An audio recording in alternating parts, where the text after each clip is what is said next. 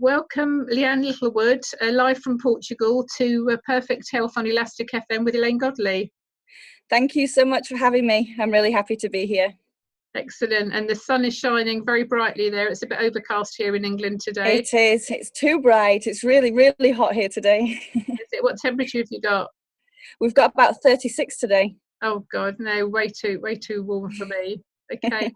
Well, let's crack on with your inspiring story. I understand you're one of 28 people. Is it mums or mums? Yeah, 28 mums that have all from different backgrounds, different stories, and we've all joining together to write a book to inspire people on the different stories and how we've broken through from the different things that we've been through. Excellent. I understand you've actually got 2 stories. I've got lots of stories. Okay, well, but the one that we're talking about today, is about 2 autoimmune illnesses that I actually overcame through a plant-based diet. So, okay, yeah. so what were they called, and how did you do it? Well, I actually suffered for 10 years that I was diagnosed, so it could have been longer, but at least 10 years of ulcerative colitis. And I was obviously went down the medication. I was for 10 years in and out of hospital, and it started getting worse and worse. And then I was in hospital for about 4 weeks at one time. And then I came out and gradually just started getting worse. And then suddenly I also got diagnosed then with rheumatoid arthritis as well, which was a progression from the ulcerative colitis. And that is when I made the decision that something had to change, because if I'd already progressed to something else, then I obviously wasn't getting any better. So I started looking into things and decided that I had to go to the cause and not just treat the symptoms anymore. So I researched a lot of things and I came down to a plant-based diet, which I thought I'd try. And yes, I did the plant-based diet. I found a plant-based, food-based supplement that really, really helped me through it. And within 12 weeks, I was actually back on my feet, because the rheumatoid arthritis took me off my feet. I was in bed for 4 weeks, literally. Crikey. How did the ulcerative colitis affect you on a day-to-day basis? Oh gosh, I don't wish that illness on absolutely anybody. At its worst, so before I ended up with the 4 weeks in hospital, at its worst, I was running to the toilet around up to 60 times a day. And it's such an embarrassing illness, because if you're not near a toilet and you need to go, there's nothing you can do about it. So I ended up not going out of the house. At the time, I was a hair extensionist and beautician, so I would get my clients to actually come to my house, because I wouldn't risk not being near a toilet or not being near a toilet I felt comfortable in. So I literally wouldn't leave the house at its worst point. So the risk of being crude, was it sort of diarrhea that was affecting you? It was diarrhea, it was blood. I lost a lot of blood, so I ended up with anemia as well. I ended up having to have iron pumped into my veins because my iron levels were so low from losing so much blood. Gosh. So. And you mentioned that rheumatoid arthritis is a natural extension. Is that typical then? What sort of percentage of people do you know would go on from ulcerative colitis to rheumatoid arthritis? I didn't realise how high the percentage was, but from now being in groups with other sufferers, there seem to be a lot of people that do get joint problems and rheumatoid arthritis from ulcerative colitis. And I'm not quite sure if it is from the ulcerative itself or if it's from the medication from the ulcerative colitis. Right, okay. But a lot of people seem to, it seems to be a secondary effect. And I was told that another secondary effect was ovarian cancer as well. And that once I realised I had the arthritis, I wasn't prepared to risk it progressing even further. Right, gosh. So basically stomach issues to rheumatoid arthritis to potentially ovarian cancer. That's scary. It's very, very scary. That's when I decided to take it into my own hands and not go down this path that I was told that would possibly happen. I just didn't. I have 4 young children. I had 3 young children at the time, and I just wasn't prepared to risk not being able to be there for them. And obviously being in bed, not being able to move is not something you want to go through as a mum. No, absolutely. It must have taken a tremendous toll on your family, 3 young children and being bedridden. That's not. It did. Look, and I ended up single mum at the time as well with 3 of them. So I'm really, really lucky that I've got a massive support in my mum.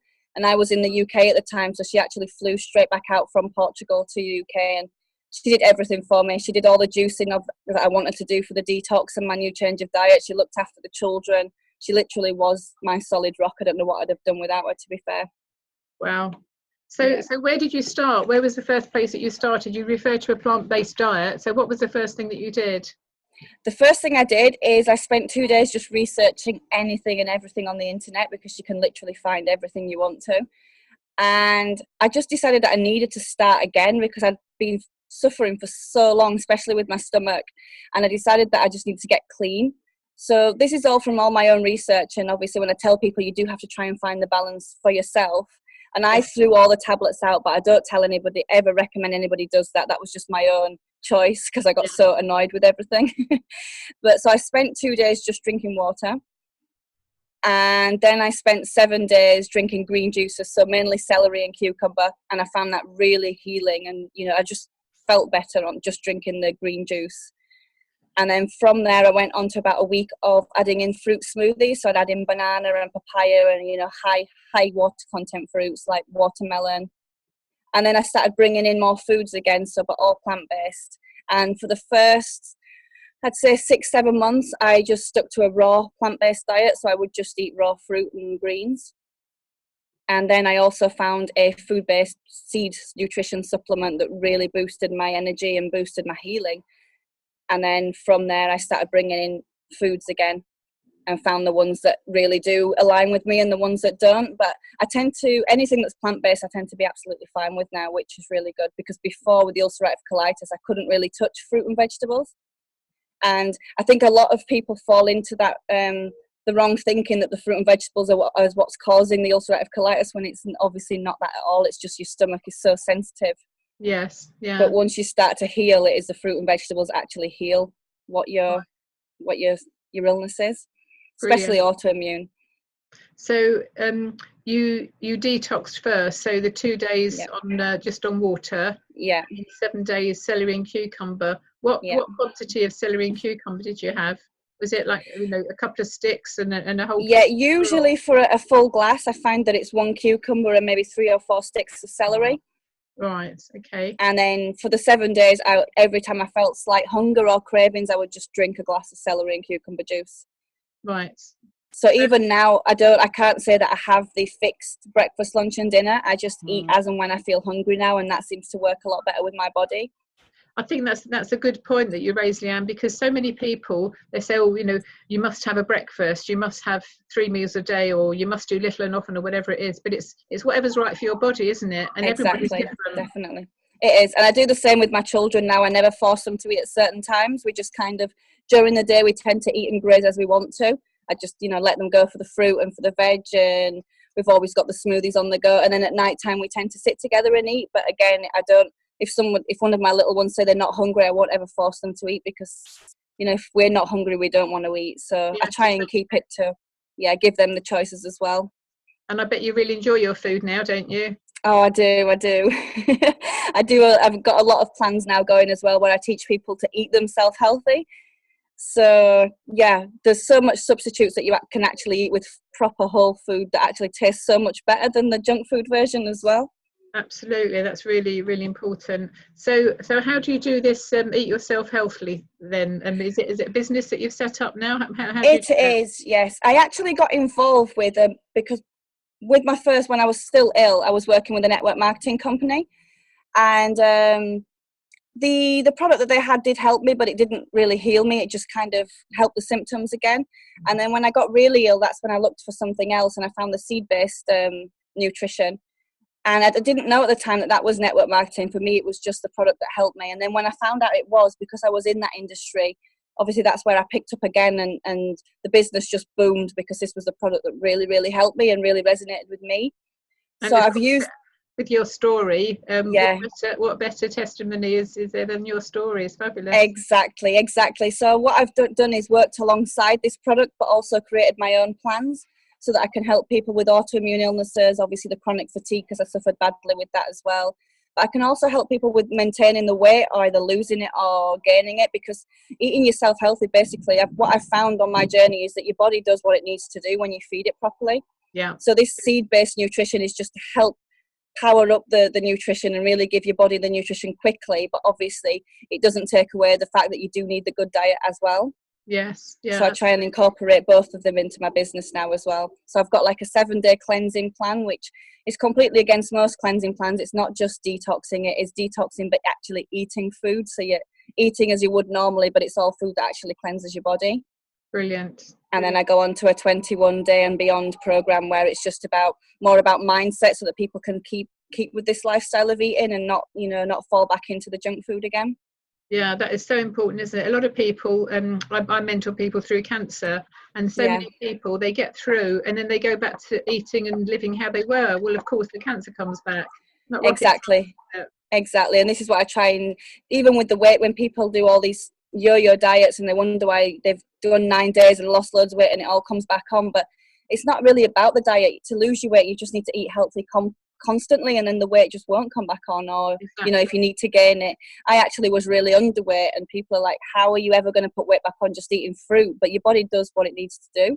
Yes, yeah, indeed. And the mindset as well, you mentioned about the mindset. That's really important, isn't it? It's really, really important. Yes, because how your mind works, that determines what you put in your mouth, basically, doesn't it? It does. And you stuff nonsense in, and if you feel healthy, then you eat healthily. Definitely. It's about, like I say to people now, it's loving yourself healthy, because if you love yourself enough, then you're going to put what your body wants into your mouth and not just what your taste buds say that you want. Yes, yeah, absolutely brilliant. Well, you certainly look a picture of health. You look absolutely glowing. Thank you. And I've got a little 2-month-old girl now as well, so I've just had a baby. Goodness me. And you live permanently in Portugal, so what a great I do now, yes. Oh, it is. It's beautiful. I actually moved. I was brought up here, so I moved back when I was wanting to recover from the rheumatoid, because I just thought the fruit out here is so much better and the sunshine, and then I just decided not to go back. Yeah, good for you. Brilliant. Well, it's lovely to hear your story. And it's amazing to be here. The book will be launching in October, and that will get hold of it. They will be the first, it's going to be all over social media. So the first book to launch will be on, I've lost my words now. It will be the Kindle version. So the Amazon Kindle version. Mm-hmm. And then the paperback will launch, I think it's in November. Right. Okie dokie. And what's it called? It's called Mumpreneurs on Fire 3. Right. Okay. And the other 2 books, the Mumpreneur on Fire and the Mumpreneur on Fire 2, they both went to bestseller #1. So we're hoping that this one goes straight to #1 as well. Wow, fabulous! Yes. How exciting! Have you Very exciting before? I haven't. This is my first time, but it's really encouraging me to then write another book for myself as well. Yeah, so it sounds like you need to do that. Absolutely. Definitely, yes. Okay. I've got a lot to tell people. I've got a lot to inspire people, but I tend to say tell, but I mean encourage and inspire. Yeah, of course. Yeah. Absolutely. When your passion runs away with you, doesn't it? It does. Sometimes your words just... Excellent. So how do people get hold of you? They can get hold of me on Facebook, so Leanne Littlewood. Okay. I'm usually the first person that pops up as the Leanne Littlewood, but if you're looking for me on the actual email address, it's www.facebook.com/leanne.littlewood.3, and then you will find me on there. Right. And through there you can get access then to my groups as well that I run, my free groups. Brilliant. Okay, that's fabulous. Yeah, if you actually look up Align, Shine and Define, you will find my mindset group for business, and Natural Healing Warrior Align, Shine and Define is for my healing group, so natural eating. Okay, so Natural Healing Warrior and Align, Shine and Define. Yeah. Fine. Okay, brilliant. Align, Shine and Define and Natural Healing Warrior. Yes. Okay, on Facebook. Yes. Brilliant. Okie dokie. Well, hopefully we'll get you some more followers. That's brilliant. Thank you. We will put this out on Listen Again and so on, as I've said. And that's brilliant. And tell me about your music selections. You've chosen Alicia Keys, This Girl Is on Fire, which I don't think needs any explanation looking at you. You are on fire, absolutely. Yeah, I chose that music because that music just kind of like shows the burn that I have now for the passion for, getting the seed nutrition out there to people, to really speed up the healing and to also get the natural healing out there so people can understand more about how much food plays a part in your health. So yes, it's definitely the burn and the fire that I have now to get that out to people. Fabulous. So we'll play that after this interview. And the other one is Destiny's Child, Survivor. I'm a survivor, yes. You are indeed. Yeah, definitely, yes. Surviving autoimmune, and obviously I've survived all sorts of other things that have nothing to do with health. But yeah, it's definitely I'm a survivor really rings true to what I feel about the journey. Brilliant. You certainly have a survivor's mindset. I meet lots of people who have different health challenges, and the mindset is one of the things that carries them through. So good for you. Well done. For sure, yes. Thank you so much. Lovely to meet you, to hear your story, and best of luck with this book, and also thank you so much. Your own book that you will be no doubt writing very soon. Oh yes, that's definitely on the list. Thank you for taking time with us this afternoon, Leanne. Thank you for having me. It's been really nice. Thank you.